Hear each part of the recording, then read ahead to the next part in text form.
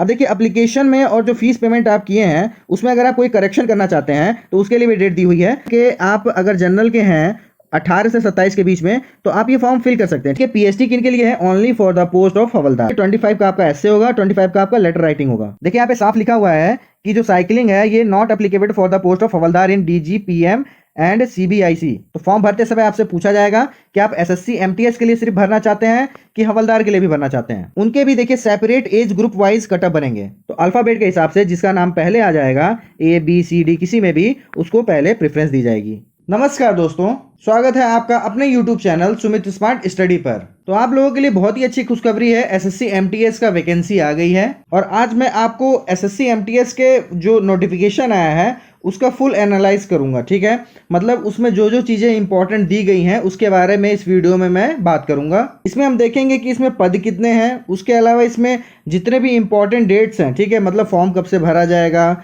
मतलब कब तक भरा जाएगा, पेमेंट कब तक आप कर सकते हैं, ऑनलाइन ऑफलाइन पेमेंट कर सकते हैं, मतलब हर चीज के बारे में इसमें बात की जाएगी। और इसमें हम देखेंगे कि एज लिमिट क्या है। ठीक है, एज लिमिट किन किन लोगों के लिए क्या है, एक्स सर्विसमैन के लिए क्या है, जनरल ओबीसी क्या है, SC ST क्या है, ठीक, क्वालिफिकेशन क्या मांगा गया है और इसमें सिलेबस क्या है। ठीक है, सिलेबस पैटर्न क्या है, कुछ चेंजेस हुए हैं कि नहीं हुए हैं। इसके अलावा सबसे मेन है हमारा सिलेक्शन प्रोसीजर क्या है। ठीक है, इसमें सेलेक्ट होने के लिए क्या क्या सिलेक्शन प्रोसीजर है उसके बारे में भी हम इसमें बात करेंगे। और बहुत ही इंपॉर्टेंट इसमें है एग्जाम पैटर्न। ठीक है, एग्जाम का पैटर्न क्या है, क्योंकि देखिए जो मेरिट आपकी बनेगी वो आपके मार्क्स पे बनेगी, जो आप एग्जाम देंगे उसमें जो आप मार्क्स पाएंगे फर्स्ट में उसी पे मेरिट बनेगी। ठीक है, तो एग्जाम पैटर्न बहुत इंपॉर्टेंट रोल अदा करेगा एसएससी एमटीएस के लिए। इस पूरे नोटिफिकेशन को बहुत ही आसान भाषा में मैं आपको समझाऊंगा और हर पार्ट को हम कवर करेंगे।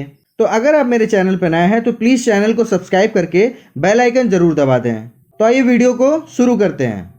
देखिए एसएससी एमटीएस में एसएससी एमटीएस के अलावा इसमें हवलदार की भी वैकेंसी है। ठीक है, अब देखिए सबसे पहले बात कर लेते हैं ऑनलाइन एप्लीकेशन जो है उसका भरने का टाइम क्या है। ठीक है, तो देखिए 22 मार्च से ये एप्लीकेशन शुरू हो गया भरना और 30 अप्रैल तक ये एप्लीकेशन भरा जाएगा। 30 अप्रैल को ये रात को आप 11 बजे तक भर सकते हैं। ठीक है, इसके अलावा जो ऑनलाइन पेमेंट है वो आप 2 मई तक जमा कर सकते हैं रात 11 बजे तक। और ऑफलाइन पेमेंट जो है जो आप चालान से भरेंगे, ठीक है, तो उसका जो जनरेशन है मतलब जो जनरेट कर सकते हैं आप चालान वो 3 मई तक कर सकते हैं रात 11 बजे तक। और उस चालान को जो जमा करने की आखिरी डेट है वो 4 मई है बैंकिंग आवर से। ठीक है, बैंक जब तक खुले रहते हैं तब तक आप ये जमा कर सकते हैं। अब देखिए एप्लीकेशन में और जो फीस पेमेंट आप किए हैं उसमें अगर आप कोई करेक्शन करना चाहते हैं तो उसके लिए भी डेट दी हुई है 5 मई से लेकर 9 मई के बीच में रात 11 बजे तक आप उसमें जो भी करेक्शन करना चाहते हैं वो कर सकते हैं। इसके अलावा देखिए सबसे मेन चीज़ है इसमें कंप्यूटर बेस्ड एग्जामिनेशन जो CBT आपका फर्स्ट है वो आपका जुलाई 2020 में कंडक्ट कराया जाएगा। इसके अलावा जो आपका सेकंड पेपर है उसके बारे में अभी इंफॉर्मेशन नहीं दी गई है कि कब होगा, लेकिन ये मान के चलिए जब आपका फर्स्ट पेपर होने वाला होगा उसी के आसपास आपको इसकी डेट की जानकारी दे दी जाएगी। अब आइए वैकेंसी की बात कर लेते हैं। तो देखिए एमटीएस की जो वैकेंसी है उसका खुलासा अभी नहीं किया गया है। इसके अलावा जो हवलदार की वैकेंसी है वो देखिए 3603 है। तो ये आप मान के चलिए कि एमटीएस की जो वैकेंसी है वो ज़्यादा ही होगी इससे। देखिए बताया इसलिए नहीं गया है क्योंकि अभी कई सारे और जो डिपार्टमेंट है उन्होंने अभी वैकेंसी की डिटेल नहीं भेजी है, इसलिए अभी तक इसके बारे में नहीं बताया गया है। लेकिन देखिए एसएससी आपको इस वेबसाइट पे जब भी इसके बारे में डिटेल आ जाएगी तो आप यहाँ पे जा करके चेक कर सकते हैं कि कितनी वैकेंसीज हैं इसमें। ठीक है, इसके अलावा आइए बात कर लेते हैं एजुकेशनल क्वालिफिकेशन की। तो देखिए यहाँ दिया हुआ है 30 अप्रैल तक आप 10th पास किए हों या फिर उसके अलावा 10th के इक्विवेलेंट कोई भी आप अगर पास कर रखे हैं तो आप इस फॉर्म को फिल कर सकते हैं अगर आपकी एज है तो। ठीक है, देखिए एप्लीकेशन फ़ीस जो है वो 100 रुपीज़ है जनरल और ओबीसी के लिए। ठीक, उसके अलावा जो भी वुमेन कैंडिडेट हैं या फिर जो SC हैं ST हैं, उसके अलावा देखिए पर्सन विथ डिसेबिलिटी PWD में जो आते हैं या फिर एक्स सर्विसमैन है, ठीक है, ऐसे लोगों को पेमेंट जो है वो नहीं देनी है, उनके लिए ये फ्री है। आइए एज लिमिट की बात कर लेते हैं। तो देखिए इसमें दोनों के लिए एज लिमिट थोड़ी अलग अलग है। ठीक है, देखिए यहाँ पे दिया हुआ है for MTS and havildar in CBN department. ठीक है, इस डिपार्टमेंट के लिए 18 से 25 साल चाहिए जनरल कैंडिडेट के लिए। ठीक है, लेकिन देखिए यहाँ पे 18 to 27 ईयर भी दे रखा है। अब किस लिए ये दे रखा है ये देख लेते हैं। देखिए हवलदार इन CBIC and few post of MTS, ठीक है। तो कुल मिलाकर के आप अगर जनरल के हैं 18 से 27 के बीच में तो आप ये फॉर्म फिल कर सकते हैं, ठीक है। अगर मान लीजिए 25 एबव है 27 के बीच में तो इन पोस्टों के लिए आप अपीयर रहेंगे, इनके लिए नहीं रहेंगे। अब एज में जो छूट दी गई है उसके बारे में यहाँ पे दिया हुआ है, आप देख सकते हैं। SC ST के लिए 5 साल है, OBC के लिए 3 साल है, PWD जो अनरिजर्व के आते हैं वो 10 साल के लिए है, PWD जो OBC में आते हैं वो 13 साल, और PWD जो SC ST में आते हैं उनको 15 साल का यहाँ छूट है, ठीक है। एक्स सर्विसमैन में जो बंदे हैं उनको 3 साल की छूट मिलती है। अब देखिए इसको काउंट कैसे किया जाता है। जैसे मान लीजिए कि आप 21 साल में भर्ती हो गए, ठीक है। 21 साल में आप भर्ती हो गए हैं और आपकी जो सर्विस है वो 17 साल है, ठीक है। तो टोटल ये देखिए 38 ईयर हो आ रहे हैं, लेकिन जब आप इसको काउंट करेंगे तो ये 38 में 17 ईयर जो है वो माइनस हो जाएगा, यानी कि आप हो जाएंगे 21 के, ठीक है। तब तो आप देखिए यहाँ पे तो अपीयर हो, लेकिन मान लीजिए अगर ये 21 के अलावा 27 एबव हो जाता है तब उसमें आपको 3 साल की छूट मिलेगी, ठीक है। अब आइए एग्जामिनेशन के बारे में बात कर लेते हैं। तो देखिए यहाँ पे दिया हुआ the examination will consist of a computer based examination, ठीक है। CBT होगा आपका पहला। उसके बाद देखिए यहाँ लिखा है फिजिकल इफिशियंसी टेस्ट PET और फिजिकल स्टैंडर्ड टेस्ट PST। अब देखिए PST किन के लिए है, only for the post of हवलदार, ठीक है। हवलदार की जो पोस्ट है उसके लिए PST है। एंड अ डिस्क्रिप्टिव पेपर, मतलब जो सेकंड पेपर है उसके बारे में यहाँ दिया हुआ है। इसके अलावा देखिए यहाँ पे दिया हुआ है there shall be no provision of reevaluation और रीचेकिंग ऑफ द स्कोर्स। तो पहला जो हमारा CBT है उसमें देखिए 4 पोर्शन आते हैं और ये पेपर आपके 90 मिनट के होते हैं, ठीक है। इसमें देखिए पहला इंग्लिश है जो आपके 25 क्वेश्चन रहेंगे 25 नंबर के। दूसरा आपका जनरल इंटेलिजेंस रीजनिंग है जो 25 के क्वेश्चन रहेंगे 25 नंबर के। उसके बाद आपका मैथमेटिक्स है 25 क्वेश्चन रहेंगे 25 नंबर के। फिर जनरल अवेयरनेस है 25 क्वेश्चन 25 नंबर के। मतलब टोटल आपके 100 क्वेश्चंस रहेंगे 100 नंबर के, और इसी 100 पे मेरिट बनेगी आपकी। पेपर जो है आपका इंग्लिश सब्जेक्ट को छोड़ करके बाकी जितने भी सब्जेक्ट है वो इंग्लिश और हिंदी में रहेंगे। इसमें देखिए नेगेटिव मार्किंग दी हुई है 0.25 की, मतलब अगर आपने 4 क्वेश्चन गलत कर दिए तो आपका जो एक सही क्वेश्चन का नंबर मिला है वो आपसे काट लिए जाएंगे। आइए पेपर 2 के बारे में देख लेते हैं। तो देखिए इसमें लिखा है जो आपका सब्जेक्ट रहेगा short essay and a letter in English और in any language including in the 8th schedule of the constitution. देखिए मैक्सिमम मार्क यहाँ 50 दिया हुआ है, 25, मतलब मान के चलिए 25 का आपका एसे होगा, 25 का आपका लेटर राइटिंग होगा, और ये जो टाइम ड्यूरेशन है वो आपके 45 मिनट के रहेंगे, ठीक है। 45 मिनट आपको मिलेगा लिखने के लिए।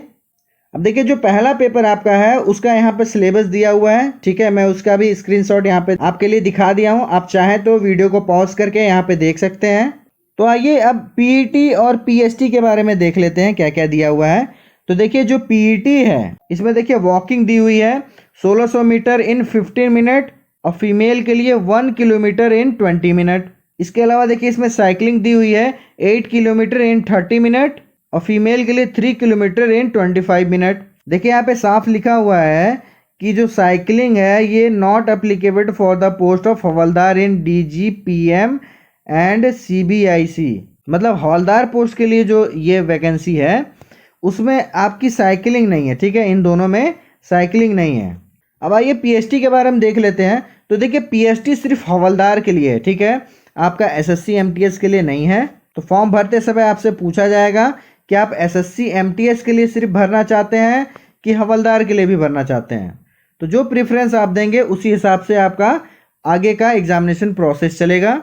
इसमें देखिए मेल के लिए दिया हुआ है हाइट 157.5 सेंटीमीटर होना चाहिए, और जो देखिए चेस्ट है वो 76 सेंटीमीटर होना चाहिए अनएक्सपेंडेड, मतलब बिना फुलाए हुए, और मिनिमम एक्सपेंशन जो है वो 5 सेंटीमीटर होना चाहिए, मतलब फुला करके। फीमेल की यहाँ बात कर लेते हैं। तो देखिए हाइट जो है 152 सेंटीमीटर यहाँ पे है। इसके अलावा जो वेट है वो 48 kg है। अब देखिए यहाँ पे साफ लिखा है PET/PST will be conducted by CBIC/CBN at various centres finalised by them. The candidate may be called for PET/PST to any centre across the country. मतलब ये है कि पूरे इंडिया में आपको इन दोनों में CBIC और CBN में कहीं पर भी आपको बुलाया जा सकता है PT और PST के लिए। आइए अब डॉक्यूमेंट वेरिफिकेशन की बात कर लेते हैं। तो देखिए इसमें आपके जितने भी डॉक्यूमेंट हैं, ठीक है, जितने भी डॉक्यूमेंट रिक्वायर्ड हैं वो देखिए पैरा नंबर 16.3 में दिए हुए हैं। आप जा करके देख सकते हैं नोटिफिकेशन में। उनके फोटोकॉपीज और ओरिजिनल डॉक्यूमेंट आपको लेके जाने पड़ेंगे। इसके अलावा 2 पासपोर्ट साइज के कलर्ड फोटो और ओरिजिनल फोटो ID प्रूफ जो आपको पैरा 15.7 में दिए हुए हैं, आप वहां पे जाके देख सकते हैं। आइए मोड ऑफ सिलेक्शन की बात कर लेते हैं। तो देखिए यहाँ पे दिया हुआ मिनिमम क्वालिफिकेशन जो है पार्ट फर्स्ट के लिए जनरल के लिए 30% है, OBC EWS के लिए 25% और जो अदर कैटेगरी है उनके लिए 20%। पर देखिए ये तो मिनिमम क्वालिफिकेशन है, इसको तो मत ही मान के चलिए आप। जो मेरिट है आपकी 70 एवब ही जाती है, ठीक है, उसी को आप दिमाग में लेके चलिए। ये तो एक मिनिमम क्वालिफिकेशन बताया गया है।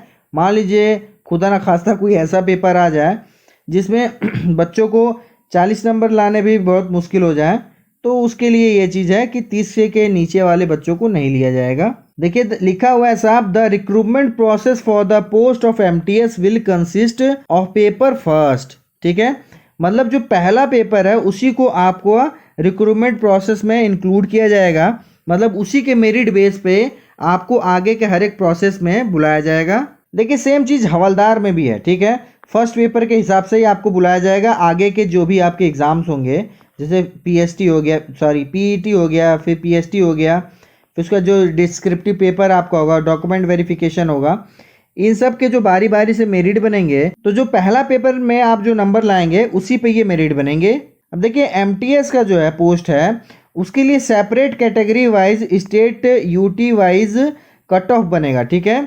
मतलब हर जगह का अलग अलग कट ऑफ बनेगा। और इसमें साफ दिया हुआ है MTS के जो 2 ग्रुप हैं, 2 एज ग्रुप हैं, उनके भी देखिए separate age group wise cut off बनेंगे। तो ये मान के चलिए किसी के साथ भी नाइंसाफी नहीं होगी, सबके अलग अलग कट ऑफ बनेंगे। अब ये देख लेते हैं रिजोल्यूशन ऑफ टाई केसेस, ठीक है। ऐसे केसेस जहाँ पे फाइनल में आपका 2 बच्चों में टाई हो रहा हो, मतलब सेम मार्क्स हो और वो मेरिट लिस्ट में हो और आखिरी में उनका हो, तो उसमें देख किसको प्रेफरेंस दिया जाएगा। In case where more than 1 candidate secure the equal aggregate marks, tie will be resolve by applying the following method one after another till the tie is resolve. ठीक है, जब तक टाई रिजॉल्व नहीं हो जाता तब तक इस प्रोसेस से चलेगा। तो देखिए इसमें प्रोसेस ये है कि अगर पहले पेपर में किसी बच्चे के 78, कई बच्चों के 78 हैं, ठीक है, तो पहले उसमें ये देखा जाएगा कि टोटल मार्क्स आपके जो पेपर सेकंड में आए हैं उसमें किसके ज़्यादा हैं, ठीक है।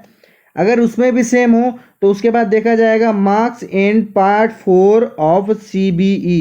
इसके बाद देखिए अगर इसमें भी टाई होता है तो उसके बाद डेट ऑफ बर्थ देखा जाएगा और जो भी बच्चा ओल्डर होगा, ठीक है, मतलब जो जिसकी एज ज़्यादा होगी उसको पहले प्रेफरेंस दिया जाएगा। अगर इस पे भी नहीं होता है तो सबसे आखिरी में आता है alphabet order of the names. तो अल्फ़ाबेट के हिसाब से जिसका नाम पहले आ जाएगा ABCD किसी में भी, उसको पहले प्रेफरेंस दी जाएगी।